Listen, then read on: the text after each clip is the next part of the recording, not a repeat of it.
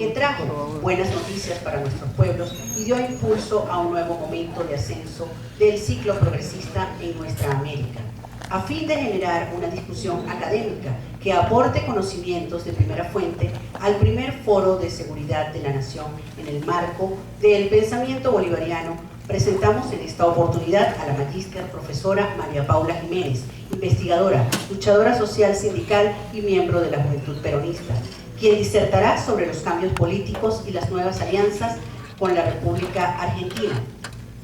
La magíster licenciada profesora María Paula Jiménez es licenciada en Psicología de la Universidad Nacional de San Luis, profesora de Enseñanza Media y Superior de Psicología de la Universidad Nacional de San Luis, máster en Estudios Estratégicos y Seguridad Internacional de la Universidad de Granada, en España, diploma superior en la Organización de la Sociedad Civil, Facultad Latinoamericana de Ciencias Sociales en Argentina, diploma superior de Desarrollo de Políticas Públicas e Integración Regional de la Facultad Latinoamericana de Ciencias Sociales en Argentina, diploma superior en Gestión de Control y Políticas Públicas, Facultad Latinoamericana de Ciencias Sociales en Argentina. Ha realizado los cursos de herramientas para el análisis político en el Centro de Estrategia Latinoamericana y Geopolítica, curso de formación virtual geopolítica e integración regional en el Centro Latinoamericano de Geopolítica. América Latina recibe a la OMC debates sobre el libre comercio en la era Trump, en la Universidad Nacional 3 de febrero. Ha participado en eventos científicos como el primer Foro Mundial del Pensamiento Crítico, en noviembre en Buenos Aires, tercer Congreso Nacional y Provincial de Políticas Públicas en la Universidad Nacional de San Juan. Ha sido tutora, pasante en varios y becaria en la iniciación a la docencia de la psicología y de la orientación cognitiva integradora en su país natal, Argentina. Invitamos a la licenciada María Paula Jiménez a dar inicio a su participación en esta actividad académica.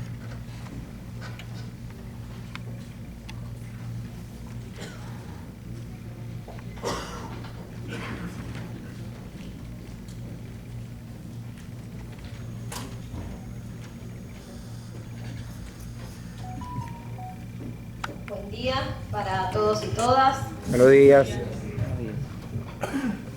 Quiero comenzar esta disertación saludando al general Pablo Pérez Villamizar, director del Centro de Estudios de Posgrado y Estrategia del IAE, y también del IAESEN, al general de brigada Andrés Yalastasi, director del IESOFAM, a los doctores, a los magísters y docentes aquí presentes, así como a los doctorandos y maestrantes, y muy particularmente a la Corte 48, que son los compañeros con los que en este momento me encuentro cursando la maestría en Seguridad de la Nación en el IAES.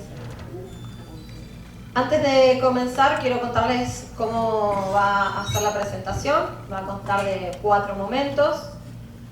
A pedido del comité académico organizador, primero vamos a realizar una pequeña historización de cómo es la situación en Argentina, cómo se ha dado a lo largo de estos 200 años de historia, tratando de resumir la composición de los distintos actores sociales. Posteriormente voy a hacer una contextualización dentro del mundo en el que nos encontramos y en el que se encuentra la coyuntura argentina y latinoamericana, para luego hacer un repaso por la coyuntura actual, cómo nos encuentra en Argentina, sobre todo posteriormente después de las elecciones del pasado 27 de octubre, en las cuales resultó victorioso el Proyecto Nacional Popular y Latinoamericano, y finalmente tratar de dejar planteadas algunas de las tareas que estamos construyendo como organizaciones libres del pueblo.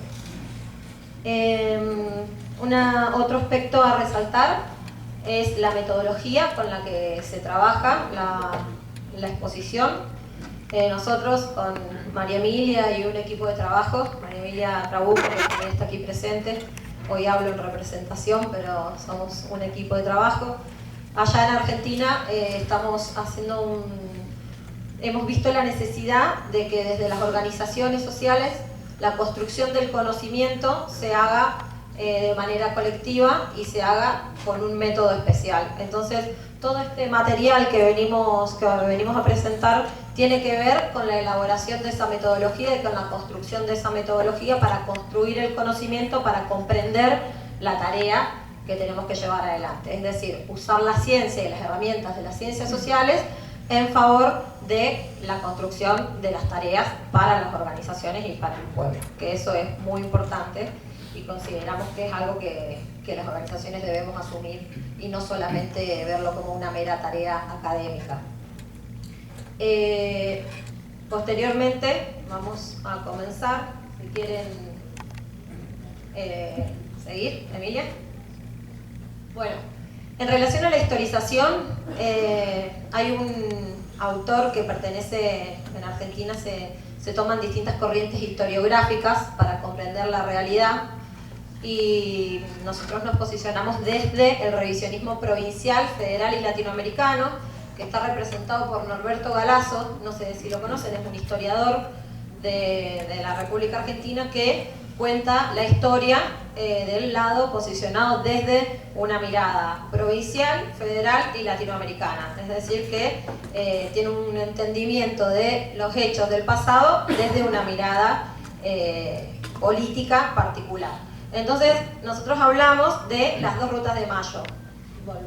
De las dos rutas de Mayo. ¿Por qué? Porque en Argentina siempre se plantearon dos proyectos estratégicos que estuvieron en disputa desde el principio de la conformación de Argentina como república, es decir, en la Revolución de Mayo, que fue en 1810, y posteriormente todos los hechos que se fueron dando siempre tuvieron que ver con ese enfrentamiento, esa pugna entre dos proyectos que fueron en distintos momentos teniendo posiciones dominantes. Entonces lo que vamos a ver a lo largo de estos 200 años es la aparición de este enfrentamiento entre actores, que ya lo vamos a ir viendo, pero siempre se vuelve a repetir. De un lado el movimiento nacional, popular y latinoamericano, y del otro lado el movimiento, lo que es oligárquico, conservador, y bueno, ya lo vamos a describir. Siguiente. Partimos también tomando un autor que Chávez lo citó varias veces, que se llama Abelardo Ramos, es un historiador argentino también, un militante de la izquierda argentina, que él escribe varios libros, pero entre ellos uno es Historia de la Nación Latinoamericana, y lo que hace es problematizar respecto del proceso de división que se generó en América Latina, todo lo que fue la balcanización de todo el proyecto nacional, popular y latinoamericano que había con nuestros, con Bolívar, San Martín, O'Higgins, Artigas, Moreno, Juan Azurduy y todos los que construyeron y los que caminaron para construir una patria grande que tuviera soberanía e independencia. Pero, por supuesto, como ya sabemos, ese proyecto fracasó y en lo que se tradujo es en esta América Latina dividida, atomizada y balcanizada. Entonces, lo que plantea Abelardo Ramos como punto de partida es esta frase que dice: somos un país porque no pudimos ser una gran nación, y somos argentinos porque fracasamos en ser latinoamericanos, ¿no? Entonces, ese es nuestro punto de partida, ¿no? De una lucha profunda que dieron nuestros libertadores, en la cual se terminó imponiendo el proyecto liberal, y desde ahí es de donde nos vamos construyendo como identidad, como nación, como país, y donde nos vamos conformando como república, pero con valores profundamente liberales, digamos liberales del liberalismo, partiendo del liberalismo, con una mirada del libre comercio, con una mirada puesta en Europa, con una mirada puesta en el puerto de la capital, dejando de lado el proyecto de integración latinoamericana y de desarrollo regional que se estaba planteando por otra parte, ¿no? por nuestros libertadores y nuestros grandes luchadores que tenemos en Argentina y en toda América Latina. Entonces ahora vamos a ver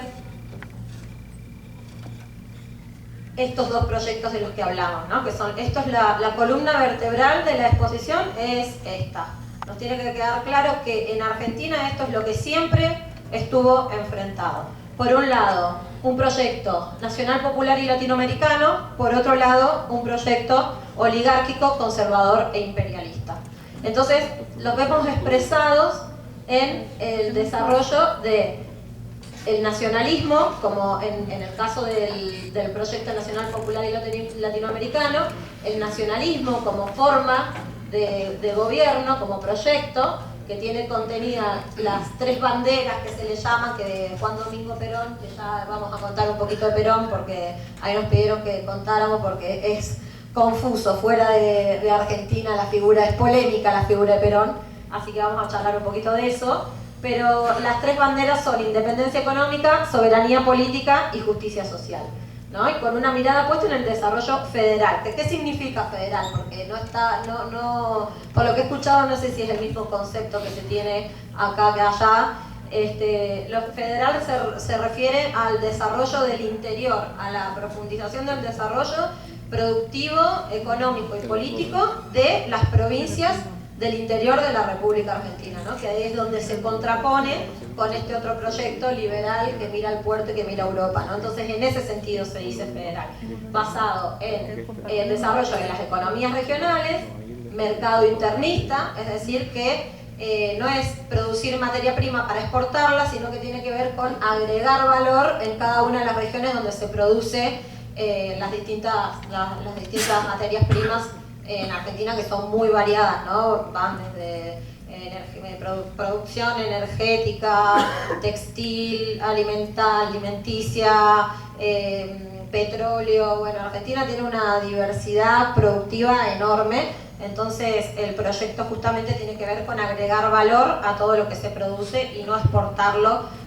para que después vuelvan con el agregado de valor, con la manufactura, digamos, traída de Inglaterra, como el caso emblemático de la lana, que se llevaba, la lana de las ovejas, se llevaba a Inglaterra y te traían el abrigo, te lo traían ya como manufactura elaborado desde Inglaterra. Entonces se llevaban y después te lo vendían muchísimo más caro. Entonces eso generaba una situación de dependencia, que es lo mismo que sigue pasando ahora, ¿no? En los países dependientes.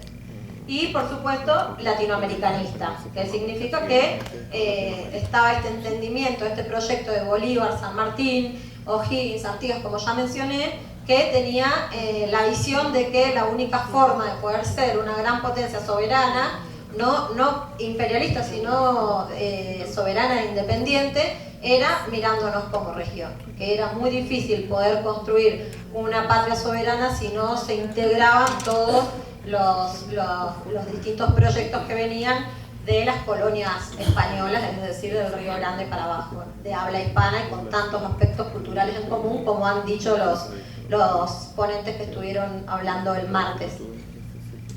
Y bueno, hace referencia también, este Proyecto Nacional Popular y Latinoamericano, al Partido de la Industria. ¿Qué significa el Partido de la Industria? Nosotros le decimos así al desarrollo del capitalismo que se dio en Argentina. Tuvimos tres momentos del desarrollo del capitalismo. Uno, en el que se predomina el modelo agrario, el modelo agroexportador, en el que se impone el partido del agro, le decimos, porque se basaba en llevarse la materia prima, como les mencionaba. El partido de la industria, que tiene que ver con un proceso de sustitución de importaciones que viene después de la guerra, que viene con agregado de valor, que este es el proyecto del peronismo, y que tiene que ver con la industrialización de la República Argentina. Y el otro partido, que es el de comercialización de candidatos, que empieza a partir del 73, se termina imponiendo en el 76 con la dictadura militar, y de ahí en adelante termina siendo el dominante, que tiene que ver con el salto que da el capital a capital financiero transnacional, con una cuestión internacional. El desarrollo del capitalismo en el mundo determinó los distintos momentos de cómo Argentina se organizaba, ¿no? Esto también se da en todos los países, pero particularmente en Argentina, a partir del 1976 y del 73, cuando se desprende la moneda del oro después de Bretton Woods, empieza a aparecer este dinero volátil, esta característica de especulación que cambia las relaciones productivas tal como se venían dando hasta ese momento. Entonces, en el anterior, el proyecto oligárquico, conservador e imperialista es el proyecto que está relacionado con el partido del agro, que es el de llevarse la materia prima del país al exterior, y del capital financiero transnacional, como les comentaba recién. Entonces, en el desarrollo de la historia del capitalismo, estos proyectos están vinculados al desarrollo de la industria, o sea, el proyecto, el momento del capitalismo en el que se desarrolla la industria tiene que ver con el proyecto nacional, popular y latinoamericano, y el del agro y el capital financiero está constituido por el proyecto oligárquico, conservador, imperialista. Entonces, ¿cuáles son las características? Esto lo conocemos un poco más porque es común a todos los países. Es el liberalismo y el neoliberalismo como formación económica, el libre cambio, la conformación de país periférico y dependiente, y el sometimiento político, ¿no? Estas son las características que conocemos. Empezó el liberalismo a principios de siglo, cuando se impone la república, cuando finalmente se impone a Argentina como una república y se consolidan los símbolos, la bandera, la educación.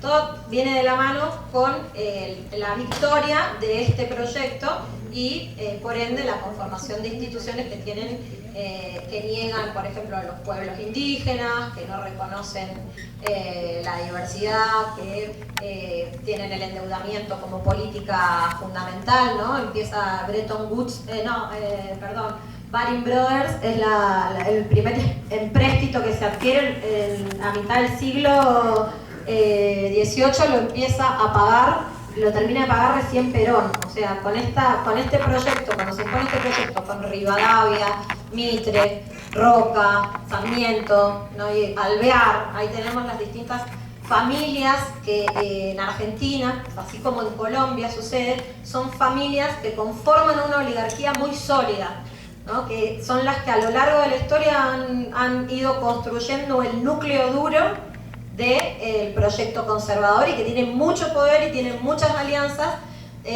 con los distintos países que han sido potencias. En principio, Inglaterra, Europa, los distintos países de Europa, Inglaterra particularmente, y Estados Unidos.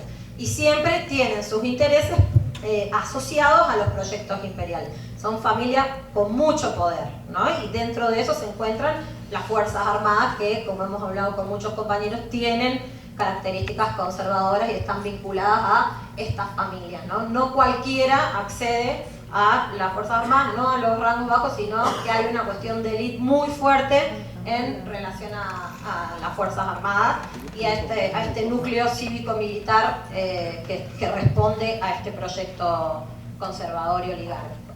Bueno, unitarios significa el enfrentamiento que se da en este momento, unitarios y federales, ¿no? Los unitarios eran los que tenían la mirada en el puerto y la fe en que todos los problemas de Argentina lo iban a resolver los capitales extranjeros invirtiendo en nuestro país.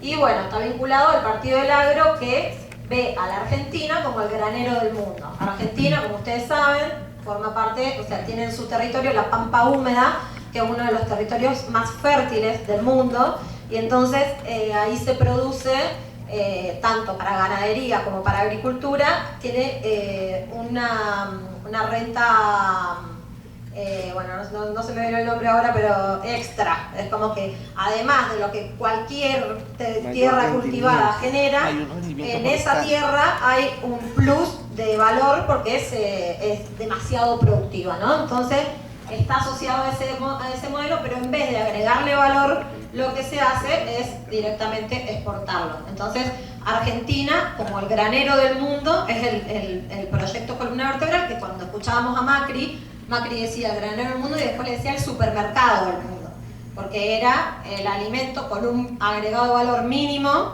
que le podía, la pretensión era exportarlo, ¿no?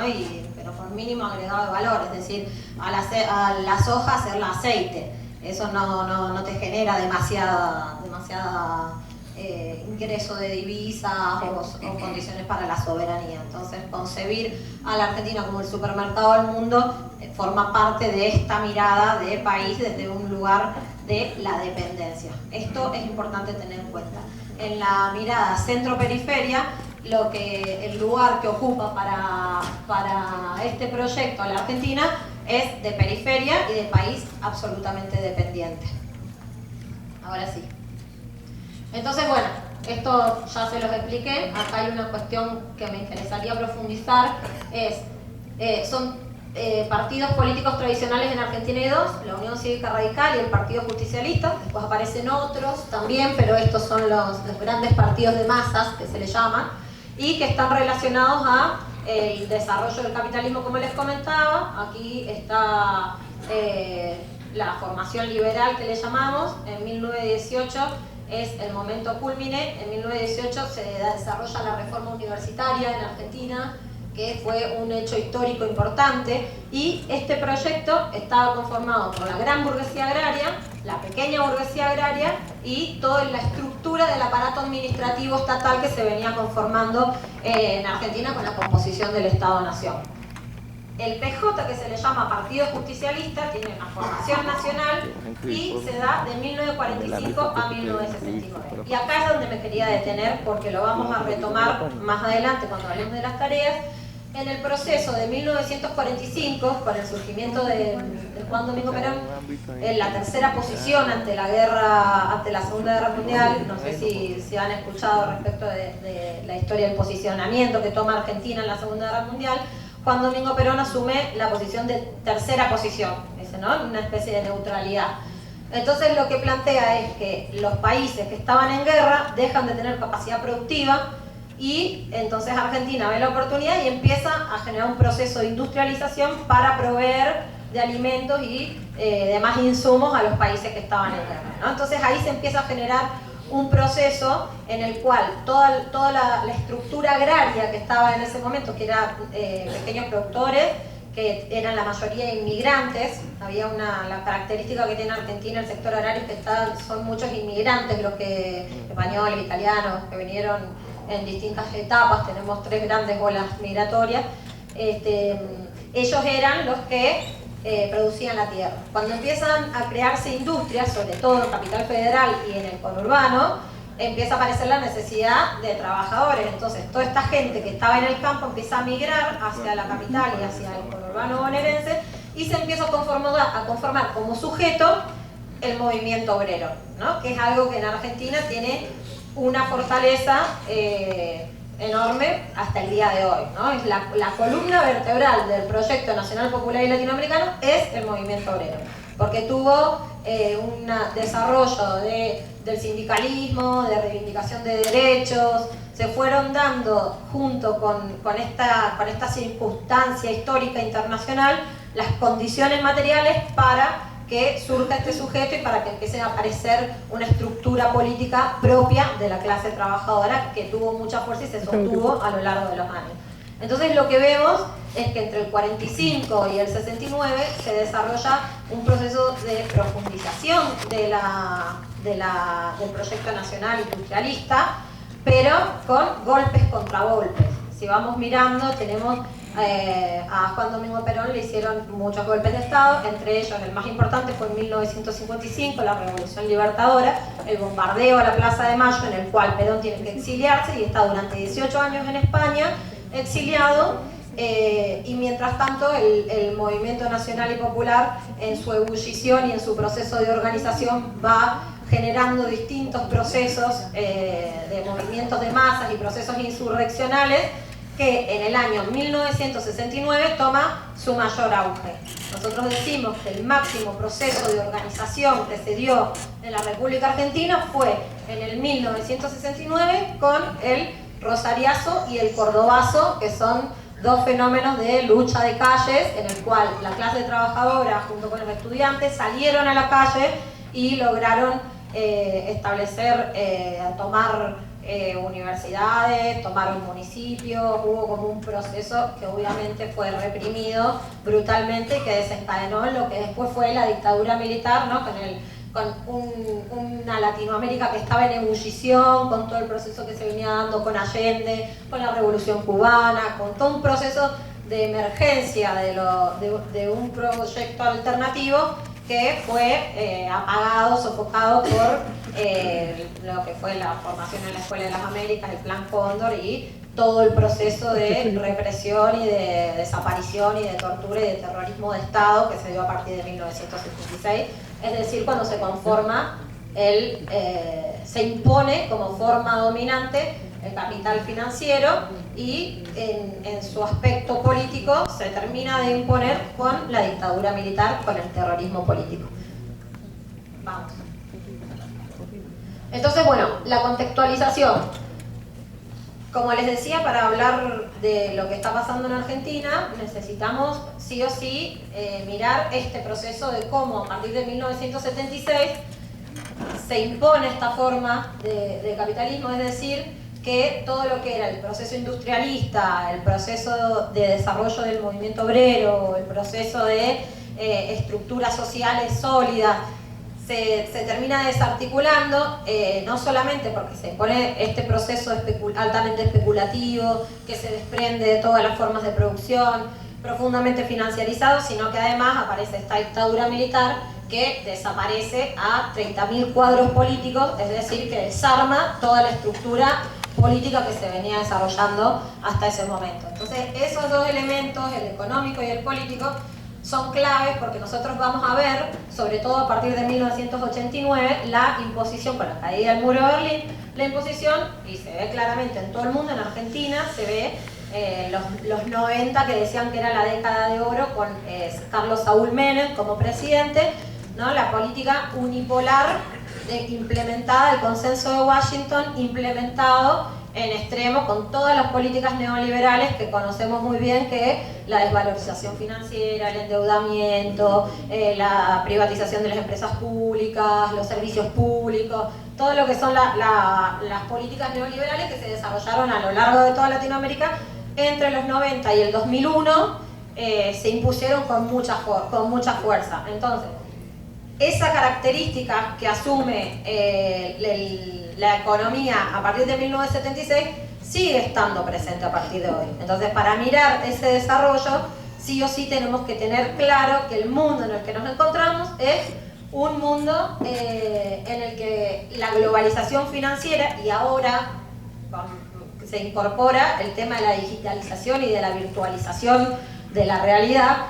atraviesa todas las relaciones sociales. Entonces estamos viviendo en un mundo, en este caso sería en una Argentina absolutamente financiarizada y digitalizada. Entonces ese sería el encuadre a partir del cual nosotros tenemos que observar, porque si no nos quedamos mirando desde el momento agrario e industrial y nos olvidamos de concebir esta influencia que tiene la forma de producción transnacional, es decir, esa forma de tercerización y de desprendimiento de lo productivo que hace que un proyecto industrialista sea muchísimo más difícil de sostener.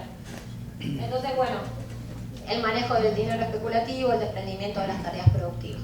Dale. Entonces, bueno, lo que termina sucediendo en Argentina es que esta gran burguesía agraria, que eran los grandes capitalistas del agro, y la gran burguesía industrial, que eran los grandes capitalistas industriales, se fusionen para conformar la gran burguesía financiera. Es decir, que los que tuvieron las condiciones para dar el salto de escala a transformarse en capitales financieros, es decir, capitales que jugaban en las bolsas de valores y que empezaron a trabajar en esta dinámica, son los que dieron el salto de escala a la gran burguesía financiera, y los que no quedaron subordinados en una estructura que contiene todo esto, ¿no? La pequeña burguesía agraria, la industrial, la profesional y técnica, el movimiento obrero, y bueno, y ahí serían todos los actores que quedaron afuera quedaron acá. No estás o acá o acá. Digamos, eso fue el proceso de centralización tan grande que se generó con este salto de escala del capital financiero. Sí. Entonces, también aparece como característica de esta nueva forma de capitalismo una nueva territorialidad, en la cual la relación centro-periferia cambia, porque como aparece la globalización como fenómeno, la especulación en las bolsas de valores como fenómeno, el desprendimiento de los procesos productivos, ya la división internacional de trabajo no es igual, cambia en su estructura también. Entonces aparece la forma de organización de Estado red global, que nosotros lo podemos ver en el desarrollo de organismos supranacionales que empiezan a tener importancia en las decisiones a nivel político-estratégico, ¿no? Y particularmente en el aspecto económico que determina las condiciones en las cuales los países pueden negociar su situación. Por ejemplo, el Foro Económico Mundial, el Grupo Bilderberg, G20, Banco Mundial, FMI, y lo último y más sofisticado, si se quiere, que ha desarrollado el capitalismo, son estos tratados transpacíficos, transatlántico, el TISA y el TTP-11, que es el transatlántico sin Trump, ¿no? Que es cuando Trump se corre y no lo firma, firman los que quedaron, ¿no? Y las características que tienen es de pasar por encima de la soberanía de los estados y poner espacios de resolución de conflictos propios, digamos, instancias judiciales transnacionales, cláusulas que superan la soberanía de los países. Entonces uno al suscribir a eso está renunciando a su soberanía y eso determina las condiciones en las cuales el Estado se desarrolla sus políticas públicas. Bueno, y finalmente la otra característica fundamental de la contextualización, que ahí se ve medio oscuro, pero es la guerra multidimensional de la que nos habló el presidente Nicolás Maduro, ¿no? que la caracteriza como guerra multidimensional, se le llama irrestricta, híbrida, tiene distintos nombres, pero tomamos el concepto de guerra multidimensional. ¿Por qué? Porque tiene múltiples dimensiones con el objetivo de que estos actores mundiales que no son presidentes ni estados-nación, sino que son corporaciones que se disputan entre sí el control de los territorios y de los recursos naturales, es la forma en la que se disputan para controlar el territorio a nivel mundial. Entonces, la disputa por el reparto de los territorios sociales se expresa en distintas dimensiones: financiera, económica, ambiental, energética, alimentaria, militar y psicológica. Acá no hay mucho que agregar porque por supuesto ustedes lo conocen profundamente en todas sus manifestaciones a cada uno de esos elementos, que también toma sus particularidades en Argentina. En Argentina no es de la misma manera, ya lo vamos a explicar, pero también la guerra multidimensional tiene sus manifestaciones. Hay faltó jurídico, que ya lo vamos a explicar más adelante. Y estructuras en el plano de lo estratégico militar, ¿no? Que ya no son ejércitos regulares, sino que los medios masivos de comunicación y las tecnológicas como Google, Apple, Facebook y demás, los think tanks o usinas de pensamiento, que son los grandes planificadores de la política, que los vemos, que toman formas o de ONG o de fundaciones o de grupo tal, ¿no? Y que son las que construyen y diseñan política estratégica. Las Fuerzas Armadas globales, regulares e irregulares, ¿no? que se expresan en la OTAN, por ejemplo, o distintas formas de organización. El ISIS también es una forma de organización que es distinto, totalmente distinto a lo que conocemos, porque ya no está vinculado al Estado-Nación, sino que es supra. Y el Estado policíaco, digamos que es un estado de control y de represión, de coerción de la ciudadanía, ¿no? A través del miedo, a través del terror y a través de la imposición de valores culturales determinados. Siguiente. Entonces, bueno, en Argentina nos encontramos con dos proyectos enfrentados. Son dos modelos de país que están enfrentados y que son los que se encuentran enfrentados hasta el día de hoy. Un país con ramas de industrias diversificadas y estratégicas, es decir, el proyecto nacional, popular y latinoamericano, que lo que pretende es un proceso de industrialización que no solamente industrialice el sector de lo que sería industria blanca o lujo o incluso ensamble automotriz y demás, o textil, calzado, juguete, caucho, que son importantes, pero que también se pueda diversificar hacia la industrialización de lo que se le llama el sector 1, que es la industria estratégica, que ahí lo vamos a ver, que son telecomunicaciones, el sector nuclear, el sector militar, todo lo que es fabricaciones militares, biotecnología, desarrollo de ciencia y tecnología al servicio de este proceso de industrialización. Entonces, ese es, por un lado, el de ramas de industrias diversificadas y estratégicas. ¿Qué generen qué? Soberanía. Desde una mirada latinoamericanista, esto te permite hacer intercambios con los países con los que tenés las relaciones políticas, y eso genera también, a su vez, soberanía a escala regional. Pero, por el otro lado, tenemos el país especializado en commodities, agroexportador y financiero, ¿no? Que este está representado por lo que nosotros hoy vimos, por Mauricio Macri, no es la figura más emblemática de este proyecto, pero también un conjunto de corporaciones y de familias que lo representan y que tiene que ver con la especialización en commodities, particularmente soja. Argentina es productor de soja y, por supuesto, agroexportador, es también de características, también agroexportador, minero y energético. Esas son todas las producciones que desarrollan, pero sin agregado valor, sino que lo sacan y se lo llevan a otro lado para que otro le agregue valor, ¿no? Y por supuesto financiero altamente especulativo. Lo pudimos ver en el gobierno de Macri, con lo que fue todo el proceso impresionante, que ahí vamos a mostrar unos datos, de lo que hicieron con la deuda, ¿no? Hay un momento en el que como gobierno tenés que tomar una decisión, si te vas a endeudar, ¿para qué vas a endeudarte? Bueno, esta deuda que asumió Macri, que superó el 100%, no, que llegó al 98% del PBI, ese es el país que nos deja Mauricio Macri, el 98% del PBI con deuda, y el dinero en su mayoría fugado al exterior, ¿no? Entonces es un proceso altamente especulativo y financiarizado, porque en Argentina no quedó nada, no se industrializó, se desarmó todo el entramado productivo, se desarmó toda la estructura política y social, entonces pretendieron hacerlo. Entonces ahí se puede ver el peso que tuvo el proyecto de financiarización de Mauricio Macri y sus secuaces. Entonces, bueno, acá vemos algunas figuras representativas. Tenemos acá representa a los federales, que eran los que luchaban por la organización de las provincias, del desarrollo territorial.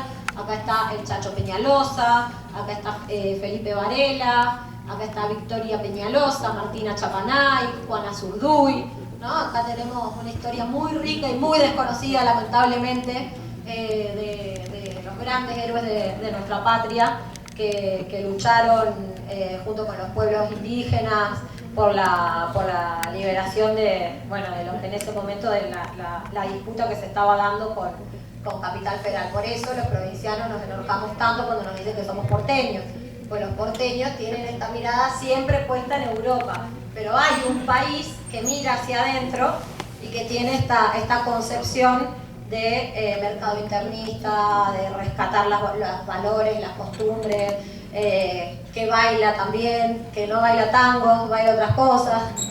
Un país que tiene otras características que son completamente desconocidas porque han sido ocultadas, por supuesto. Acá tenemos a Juan Manuel de Rosas, que también le llaman el restaurador, fue una figura muy polémica. Él fue el que industrializó la producción ganadera a través de los frigoríficos, ¿no? Cuando fue el ingreso de los frigoríficos a la Argentina, tuvo que ver mucho con eso. San Martín le da su espada a Rosas, él le entrega su sable, le manda sus sables de España en símbolo de como que su lucha continúa en él, ¿no? Una cuestión muy simbólica y muy fuerte porque era polémico. Él era un caudillo bonaerense ganadero que tenía la mirada también en ese momento del desarrollo industrial ganadero. Bueno, acá tenemos a nuestros queridos Juan Domingo Perón y Eva Duarte de Perón, que fueron los representantes del proyecto Nacional Popular y Latinoamericano. Acá tenemos el 17 de octubre, que no se los comenté recién, pero a Perón, que era cuando Perón era secretario de Trabajo, la oligarquía lo mete preso porque no querían que fuera candidato a presidente. cualquier parecido con la realidad actual es pura coincidencia, y lo meten preso. Entonces, todos los trabajadores, una cantidad enorme, y hay escritos hermosos de Jaureche, de Scalabrini Ortiz, que también son pensadores del pensamiento nacional, que cuentan, era el subsuelo de la patria sublevada, dice Scalabrini Ortiz, hermoso.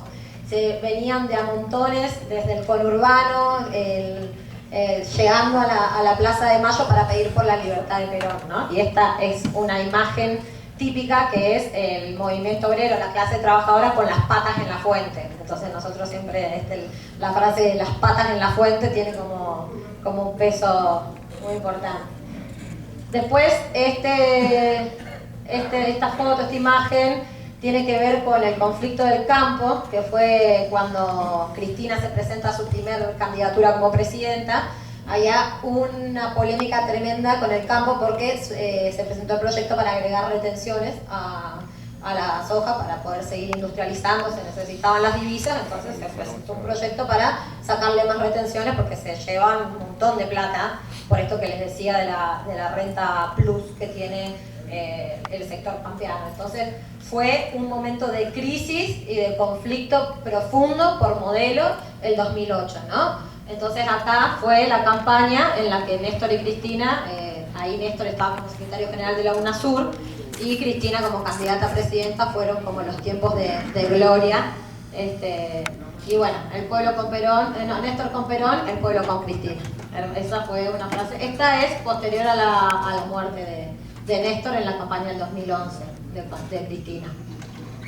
Y por este lado tenemos a Rivadavia, que fue el primer presidente, ¿no?, que le llaman el sillón de Rivadavia, el sillón presidencial.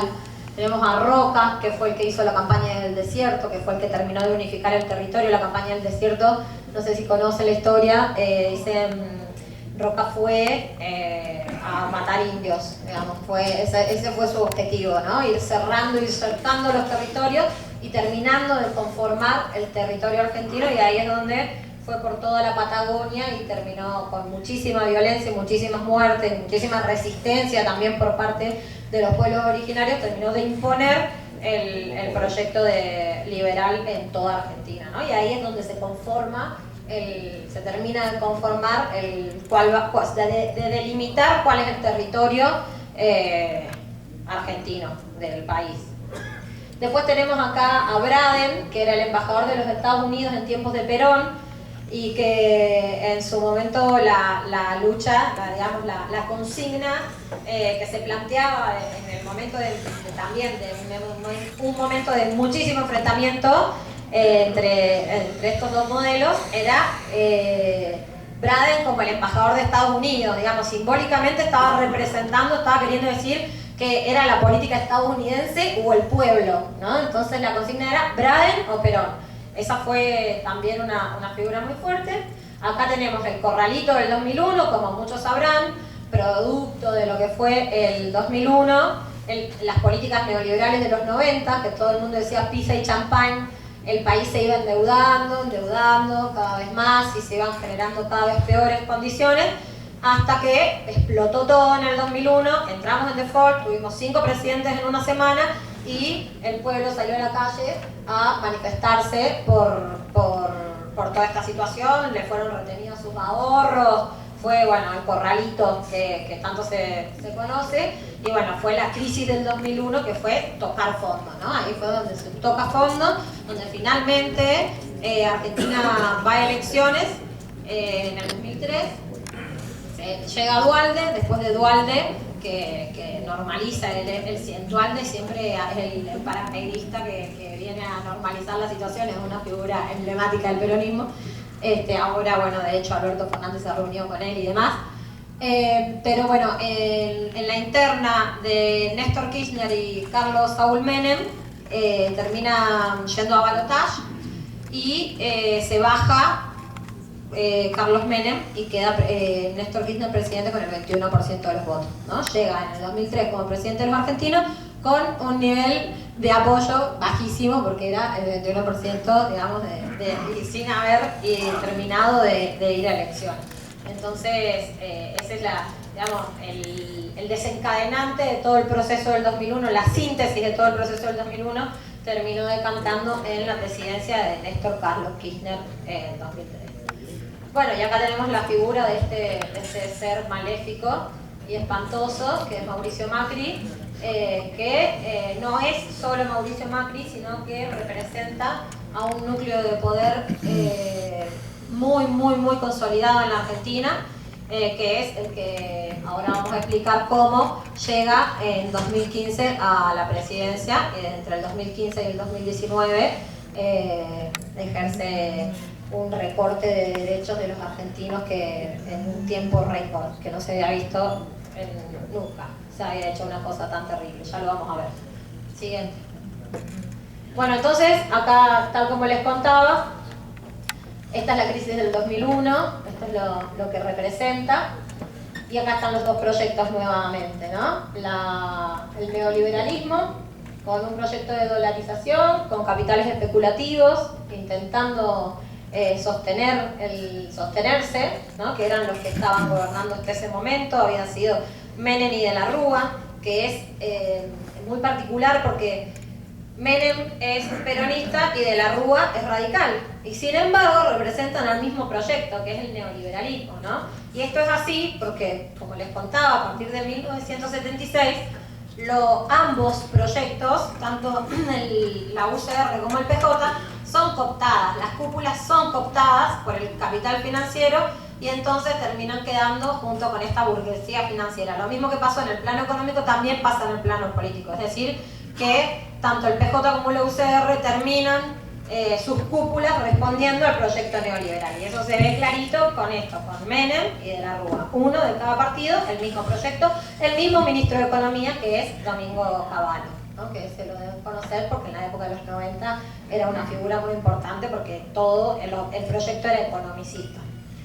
Entonces, ese por un lado, que ya estaba absolutamente... había hecho todo el daño que había que hacer, entonces se genera esta oportunidad para el surgimiento de este nacionalismo neodesarrollista que devalúa para ganar competitividad y hace alianza con capitales con asiento productivo, ¿no? Entonces ahí vemos, ahí aparecen determinados capitalistas o grandes empresarios de la Argentina, entre ellos, por ejemplo, el Grupo Clarín, que es con el que después se termina radicalizando. ¿Conocen el Grupo Clarín? Clarín, el gran diario argentino, que es el diario de la mentira, digamos, y el que ha hecho y está haciendo todas las operaciones que nos podamos imaginar contra nuestra querida expresidenta y vicepresidenta Cristina Fernández de Kirchner. Entonces, bueno, en el año 2003 asume la presidencia Néstor Kirchner, emerge un nuevo bloque en posición de gobierno, ¿no? Entonces, como les decía, Néstor tiene que hacer muchas alianzas en el camino, se sienta en la mesa de negociación con grandes grupos productivos, con corporaciones mediáticas, tiene que, para hacer el equilibrio en el primer tiempo, hasta poder profundizar una política soberana, tiene que sentarse con muchos actores, que es lo mismo que le va a pasar a Alberto a partir del 10 de diciembre. Ya lo vamos a ver. Siguiente. Entonces, bueno, como les contaba hace un rato, ¿no? Entre el 2003 y el 2008, Néstor empieza a transitar este camino de